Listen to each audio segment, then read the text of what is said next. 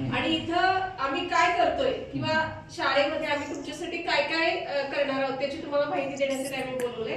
तर तुम्हाला जी मुलं शिकवतात की ती तुमच्या घरा शेजारची असतील, तुमच्या घरातली असतील, किंवा एखाद्या सासूबाईला सुनबाई सुद्धा शिकवत असेल, मग त्यांनी तुम्हाला काय शिकवलं किंवा काय काय तुम्हाला येतं त्याच्यासाठी जसं आम्ही मुलांची परीक्षा घेतो तशी तुमची सुद्धा परीक्षा आम्हाला घ्यायची की तुम्हाला काहीतरी शिकवलंय अगदी सगळं लिखाणच आहे असं नाही, तर अगदी सोपी चित्राच्या जोड्या लावणे, त्या मुलाला तुम्हाला वाचून दाखवलं तर ते चित्र कुठे आहे तर त्याची तुम्ही लावू शकता। 1 2 3 मोजणे 10 पर्यंत 100 पर्यंत तुम्ही सगळं मोजत असता करत असता, पण ते फक्त तुम्हाला कागदावर त्यासाठी ही परीक्षा आहे।